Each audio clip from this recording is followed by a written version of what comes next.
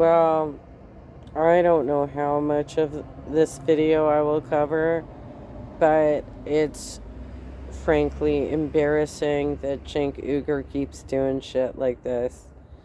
This is really bad, you guys. I can't.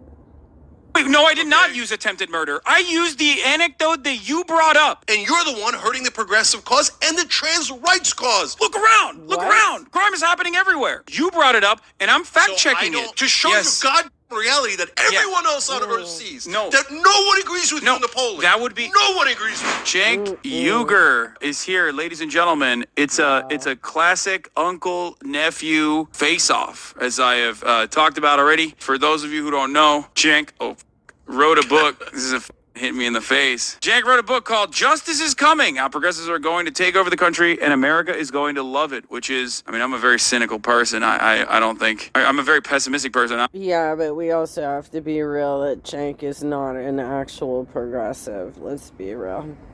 I don't think it's happening anytime soon, but maybe you'll make an argument for that. But yeah, we're going to talk about your book, and we're going to talk about another thing that you literally didn't tell me while you were announcing it, which is that you're running for president. And of course, I'm going to ask you why or even how. But that's it. That's those are some of the things that we're going to be talking about. Before we get into any of that, though, let's start off with the Democrats actually doing something that is unheard of, unimaginable, which is showing backbone and showing a spine and actually doing the right thing, even though they were like kind of forced into a corner to do the right thing on Kevin McCarthy's ouster as Speaker of the House. What do you think about it? Yeah, look, I guess I love it. Not going to change anything. It's not going to make any difference. But I agree with you. I'm glad that the Democrats didn't gratuitously help them. So I talked to Representative Ro Khanna on Friday in D.C., and we came up with a good... That's a problem.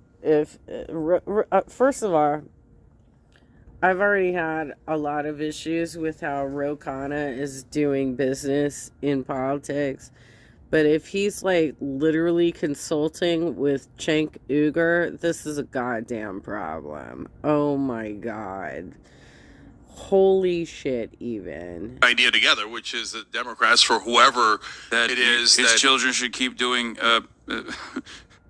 whatever it is you were going to say. No, that's not it. Wait, you guys didn't have the good idea of making sure that his children were participating in the stock market and having excellent returns? No. Year over year? That's crazy. So came up with the idea of, well, why don't we ask for something in return? So like paid family leave.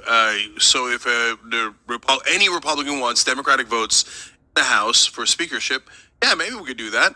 Give us a couple of concessions. You don't get it without concessions, right? So we give you give us the concessions of a vote on paid family leave that polls at 84%, and maybe one other vote, right? And then then we can have a deal. But if you just want a deal where we needlessly give you the speakership, why in the world would anybody do that? I think the funniest part about that is that would never happen because Kevin McCarthy would have never done that. He would have probably lied, maybe. But what's even better about the situation is that, like I was alluding to, he didn't even like go to the conservative Democrats and offer them anything. Like literally nothing was given. And then there are still, of course, perverts, both sides perverts in liberal media that are trying to turn this massive fuck up within the Republican Party into somehow a issue that is the Democrats' responsibility.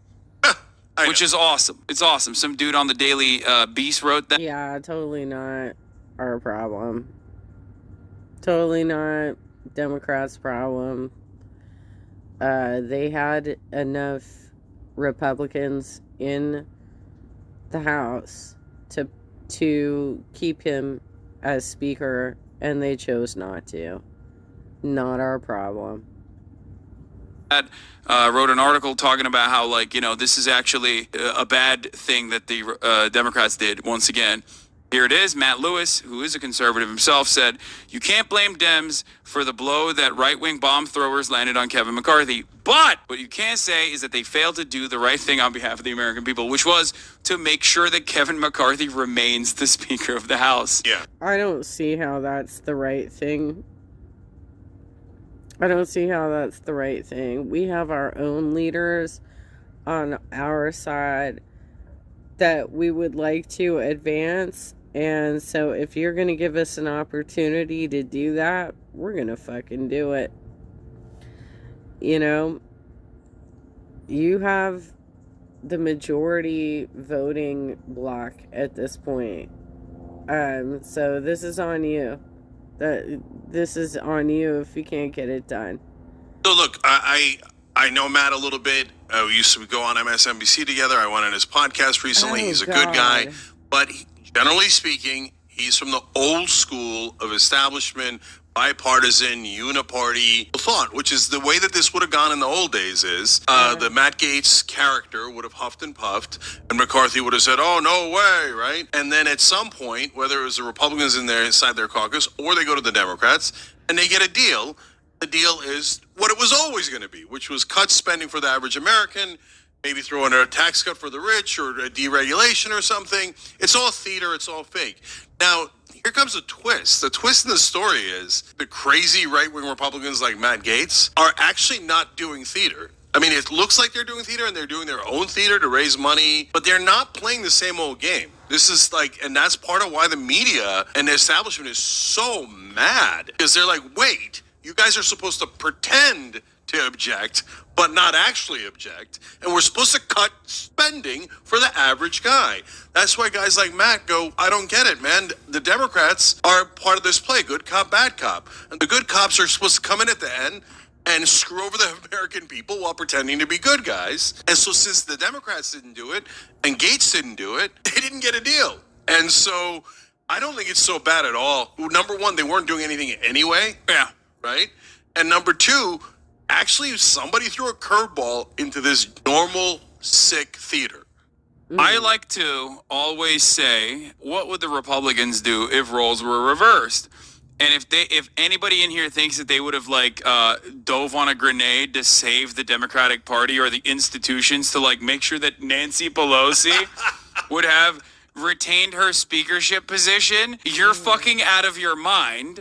So yeah, Democrats did exactly what the Republicans would have done in the situation, which is, of course, always good politics. It might not yield good policy, but it was certainly good politics. Now, of course, the other side of this is that there was no opportunity for good policy anyway. People are immediately rushing to conclusions that Kevin McCarthy would have been a more moderate speaker than whatever kind of demon they put forward, certainly. But functionally, Kevin McCarthy, as the Speaker of the House, was going to operate like the most reactionary person in the party. And he did. He did do that. It's not like he gave a bone to the Democrats in his chaotic order and under his control in the House.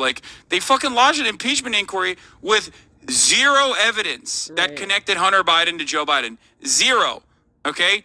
Zero. That's insane. That's so insane. And it's not like there was no investigation leading up to this. There was. They just did it behind closed doors because they knew they had no real evidence. And they just kept going along with it. And now they just apply this rhetorical tactic, this little trick where they say the Biden family. Have you noticed that? Where they, instead of saying Hunter Biden, they always say the Biden family, we're doing crimes, as though because technically it's not wrong. Hunter Biden is a part of the Biden family. Yeah, it reminds me of the trick that Dick Cheney did to get us into the Iraq war. When he was asked on Meet the Press, wait, did Iraq attack us on 9/11? He said, some people can handle the power of brag. The fighters come from the same general region as Iraq. And that means, no, they didn't attack us, and you're just making it up. You're saying, what difference does it make? They're all Arabs.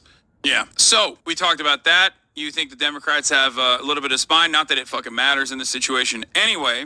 So why do you think the progressives are going to win? What's going on in this book? You wrote a book, finally. Yeah. You've been writing it for a while. Yeah. So, look, first I explain all the depressing stuff, so you're not going to be surprised by that, right? Mm-hmm. And I explain why, even though progressives are 2/3 of the country, and there's no argument about that we don't win. I explain exactly why money and media are the two giant factors. And I explain how we live under corporate rule and how we lost the Democratic Party, let alone the Republican Party. But then Kirkus Reviews and everybody else says it's a super hopeful book because in chapter 6 I explain how we're going to win. And the answer is actually really easy, Haas, which is... Let me just remind everybody that he ran for Congress in Antelope Valley by carpetbagging and lost big time. Like, I mean, it wasn't even close. And I remember seeing him at a CDP convention where he was standing there with like two dudes with his signs, and nobody wanted to talk to him. I don't know why Cenk thinks he's so goddamn important, but what is he hoping to accomplish by inserting himself in the presidential race? Come on. The only people that you can debate at this point are going to be like Marianne Williamson, RFK Jr., and potentially Cornel West. I mean, he's running Green Party, but it doesn't make any sense for you to try and throw yourself in the... I just don't... I'm not getting it. And I feel like, I mean, like, first of all, what was the thing you had? Brand new Congress has already shuttered because it just didn't work out, right? Justice Democrats, I think, is still kind of operating and maybe doing some phone banking and stuff, but you had to separate yourself from that because of your former blogs that were so inappropriate. So I don't, honestly, I don't know what your goals are, but they are completely unrealistic, right? There's no way you're going to become president, Cenk. It's not gonna happen. Were you even born in America? Because I know that your nephew here is an immigrant from Turkey. So, do you even meet the qualifications? But even if you did, like, do you have no sense of reasonable, like, what is reasonable, right? And you've never held office before. You're not Trump. You're not this rich bitch who came down an escalator and fascinated all of his fans of his reality TV show. You don't have that. What do you think you're trying to do here? Young people are super progressive. And so the polling is overwhelming. The Republican pollster Frank Luntz's hair or his toupee's on fire. Friend of the show, Frank Luntz. Yeah. Noam Chomsky agrees. You look at any of the data, under 45 in 2020 voted massively progressive. Now, this time around, it'll be under 49. By the time you get to 2028, it's good night, Irene. It's under 54-year-olds, and they're done. I think this is I think this is wrong. I will say this is like the classic trope that time and time again the next generation will say was trope. If with one exception, that's just not true. With one exception, the material realities for the upcoming generation, my generation, is significantly more dire. That's right. And therefore, they will vote along the lines if they are still participating in the democratic process at that point. If they haven't fully checked out, they might end up like having a much poorer country overall and having less economic prospects overall will yield understandable results and will yield the same voting patterns.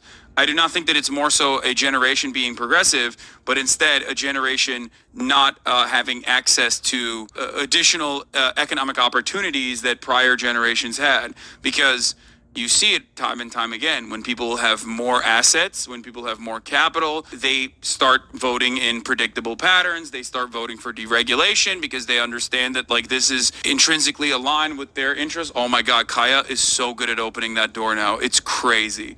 I had put her outside and she literally opened the door immediately and ran in here. That's nuts. Okay, let me break that down for you. Yeah. Okay.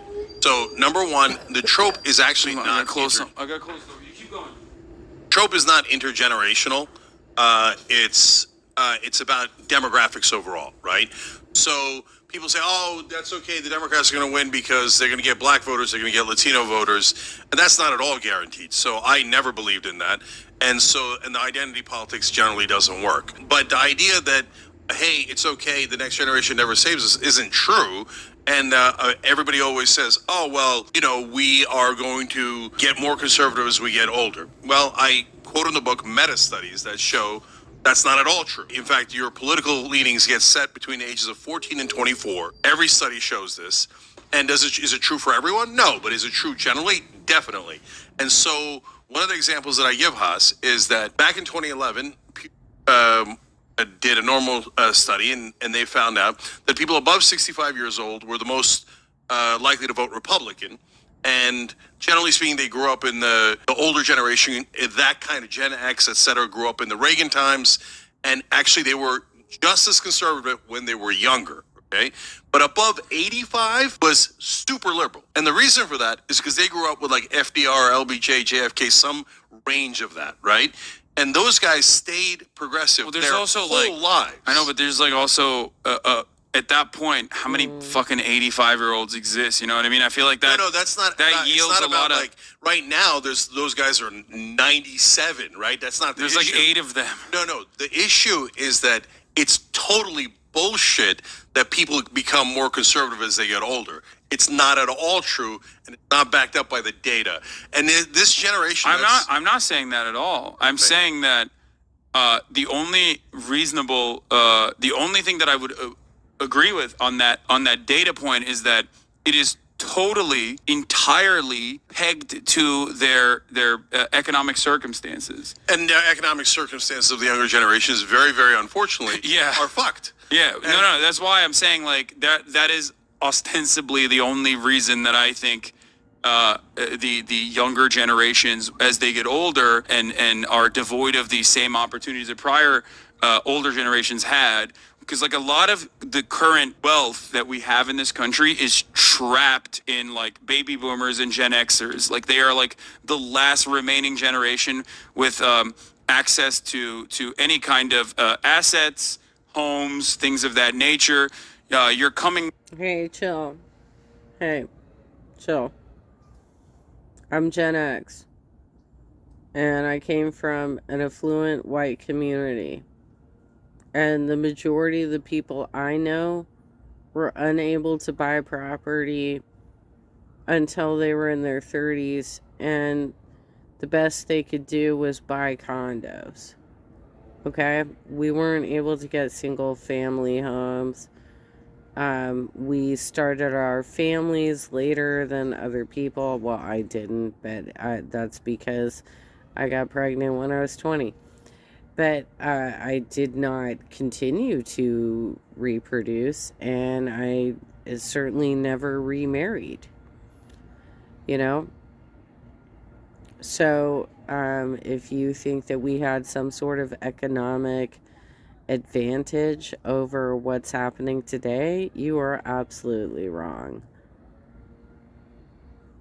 Just because you guys are privileged and rich doesn't mean that's reflective of society.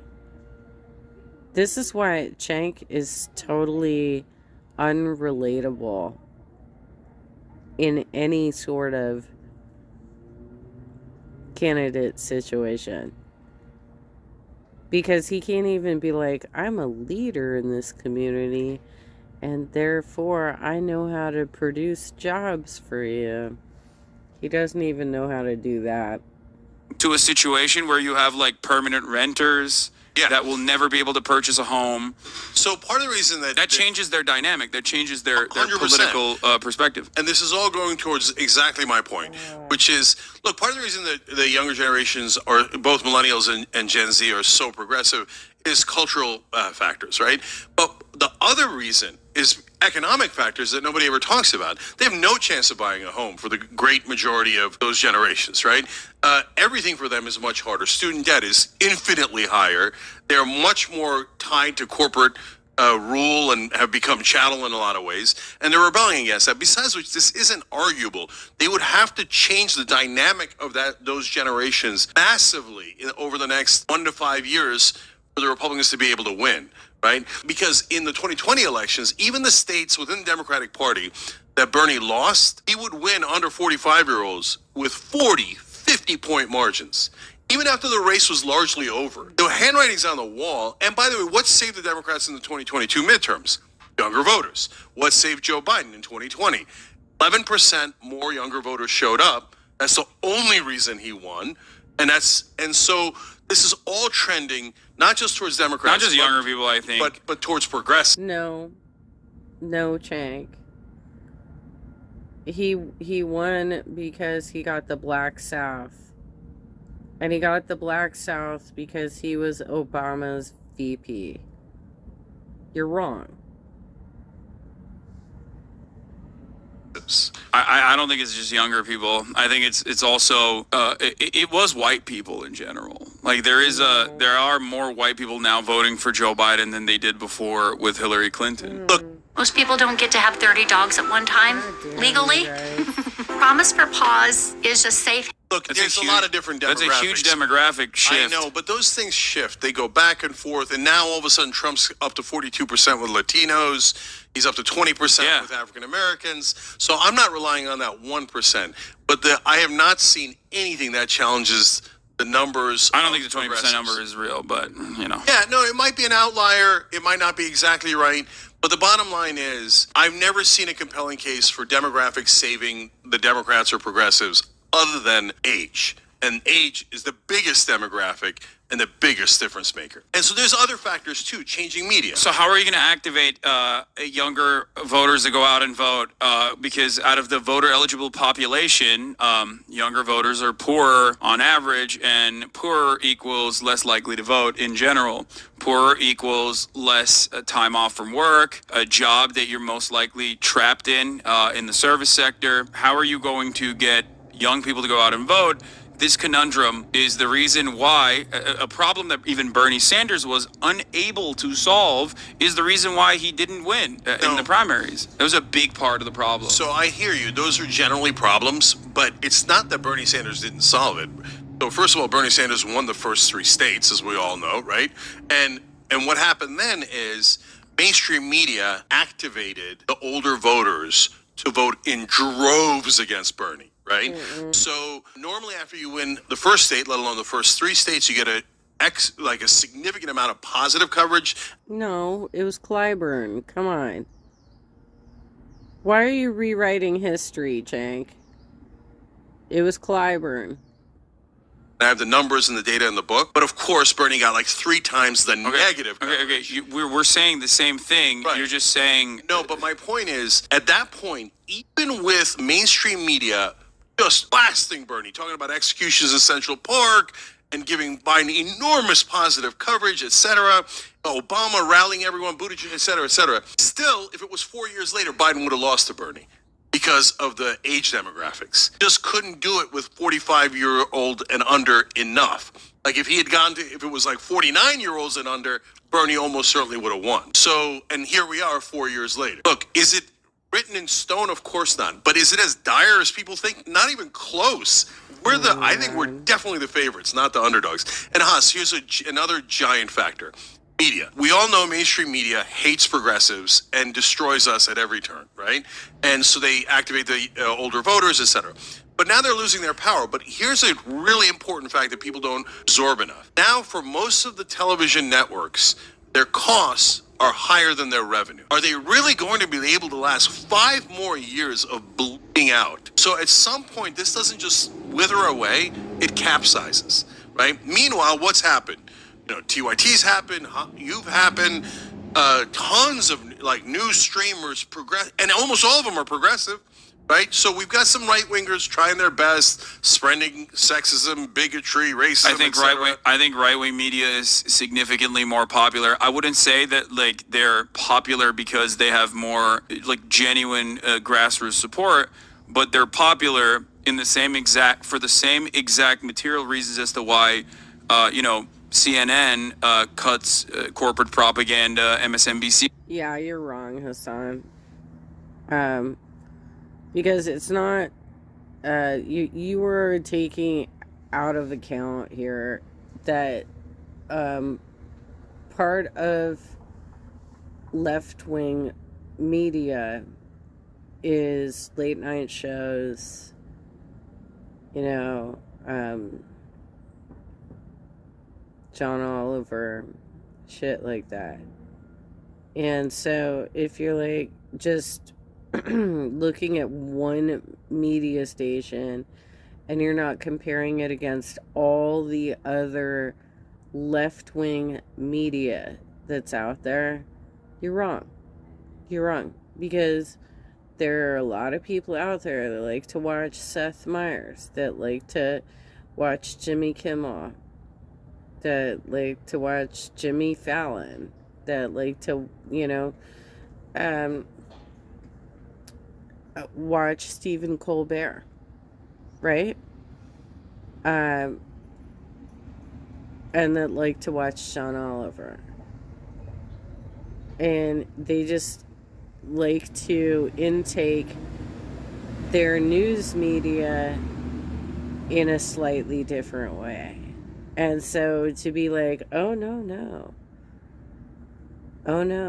Fox News and Newsmax, what's the other one, OAN, they're clearly bigger. Are they really? Because there's so many more platforms producing the left-wing news. You're wrong. You're flatly wrong on that concept. Because there are more people that intake those stations, if you call them stations, whatever, programs, than what you're talking about. And so the fact that you and your uncle are so hardcore against leftist messaging is really disturbing. Cuts corporate propaganda, and Fox News is the most popular news broadcast. They have moneyed interests backing them, whereas like real progressive content has to revolve around, or if they want to be sustainable, heavily rely on subscriptions, and that is incredibly difficult. There's nothing as good as just like having unlimited wads of money from concentrated wealth that will give you a couple billion here, a couple billion there. And that is precisely the reason why Daily Wire is fucking, taking our lunch money all day, every fucking day. Think about it this way, the Steven Crowder $50 million conversation. I would say, not to toot my own horn here, but probably more popular a figure overall than Steven Crowder. There is no $50 million deal coming my way. That is unimaginable. That would never happen in a million years, because Steven Crowder doesn't have to generate $50 million in revenue. He just has to keep saying the right things, and billionaire-backed independent media that is basically cutting the same exact propaganda that Fox News cuts will keep funneling money to those places. Yeah. So I understand our disadvantages very well because I'm in this business, right? But look, even with all of our disadvantages, TYT gets about 5 billion views a year. So Daily Wire can kiss my ass. All the right-wingers combined can kiss my ass. And so the good news is I'm not just a good host. We have a lot of great hosts on TYT. I'm a really good businessman. And so I have maintained us in business for 21 years in an impossible industry. We built a network of progressives, and we just keep on winning. So they're not going to be able to get rid of us. We're going to win, and then when we get more resources, we're going to dominate even more. So the problem, the advantage of the right wing has. Well, I don't know about that, Cenk, because I haven't watched you in years. And it's because you keep taking on GOP positions like being transphobic. Not interested. Is infinite money, and the left has almost no money at all, right? But the disadvantage that the right wing has is that they're not popular. We say things that are popular, and people like what we're saying because it's in favor of them, right? The right wing has garbage that says, Oh, rich people are great. You should give all of your money to rich people. This show brought to you by rich people. That shit's never going to be ultimately that popular. And part of the reason why but that's why they always move around and try to latch on to focus tested talking points on deeply and undesirably unpopular policy positions that they have. That's why nobody says we want to criminalize abortion and like lock women up that have a pregnancy and want to exercise their bodily autonomy. They say we're pro-life. Life begins at conception. And when there is an anti-Catholic, anti-Christian slant in the United States of America, which there is, then they change the conversation around from even someone like Ben Shapiro, who is very religious, like he doesn't hide that. They change the narrative around from, instead of talking about like how life begins at conception is a Christian talking point and therefore you have to abide by it because America's a Christian nation, they move towards how this is actually a moral argument. This is the scientific argument. This kind of paradigm shift, this kind of like propagandizing and the mechanism that backs it is all too powerful because, once again, it goes back to concentration of wealth. It doesn't really matter. Like Daily Wire is more successful than both of us combined. I'm sorry. That is just the reality. No, not in terms of views. In terms of money, I don't more money. So. I think that they are very. You think they get more than 5 billion views a year? I'd be very I don't know. surprised I don't know by what that. metrics you're working with. Yeah, seriously. Why are you talking about views when we're talking about bodily autonomy at this point? The choice to have a child. Because it's just very difficult health consequence for women to go through a pregnancy. And then not only do we not have that choice based on your assholes, but we also, like, if we have a medical emergency, our life is supposed to be sacrificed for the life of an unborn fetus, right? That hasn't even like come into the world yet. Okay, Cenk? Can you stop being like, oh, well, this is about clicks and views? Really? It's about clicks and views? Give me a goddamn break. This is why this guy will never be a progressive leader in the movement. Period. Because he's clearly a GOP fucking plant. Like, what the fuck even with that?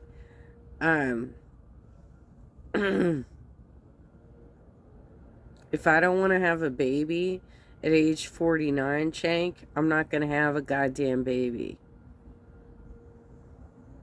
When you say 5 billion views a year, I don't know if you're just simply talking about YouTube. Facebook, Yeah, Roku, you're talking about Pluto, YouTube, Facebook. Snap, you name it. That's great. If Daily Wire is on all of those platforms with the exception of Snap, I think, probably. I would assume that they're not on Snapchat. Mm-hmm. Yes, they probably get significantly more. I don't have like access to their media deck, but their Facebook numbers blow everyone else's out of the water. Time and time again, every single Daily Wire content creator is absolutely, at the top of the leaderboard in terms of impressions, in terms of readers, in terms of everything. So Haas, let me give you my perspective and context on it. So maybe you guys should not appear so goddamn weak on the issues so that you attract the audience. If you're waffling, if you're straddling the fence, who the hell wants to watch you? Since I'm like a generation older than you, I grew up completely on mainstream media where we didn't have any options at all. And I write about that a little bit in chapter 5. And that turned everybody Republican. And the reason for that was that they would tell you like Ronald Reagan is the Gipper and he's a cowboy and he's awesome and America's a shining city on a hill and that's what Republicans stand for. And Democrats are weak losers like Michael Dukakis looking funny in a tank. And they all did it 24/7. There was no other option, just corporate media. And so I think conservative voters have some redeeming values. We could talk about that if you want. But all Republican politicians and all Republican media figures are liars, okay? They have to lie because they can't say, hey, I want you to take all your money and give it to the rich. That's their actual objective.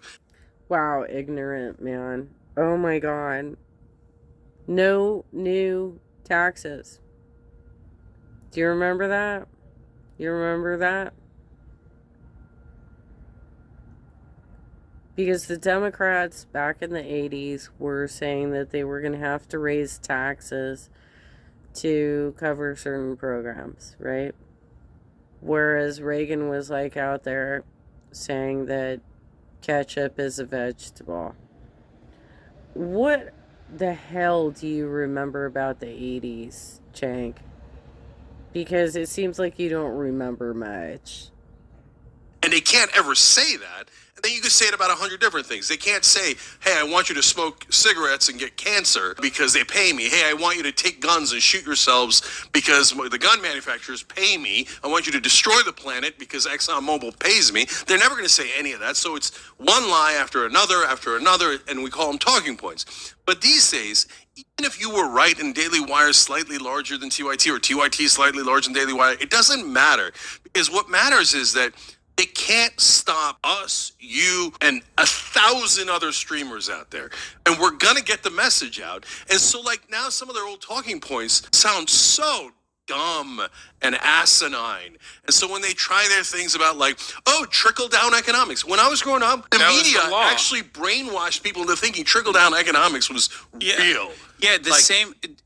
Okay. And now we've destroyed that. Anyone who says trickle-down economics is considered a total joke. We didn't destroy that. I don't think that we destroyed that. I think, like, objective reality and the lack of that promise destroyed it significally more than, objective reality was always against it, Haas. It wasn't even close. I know, but people started...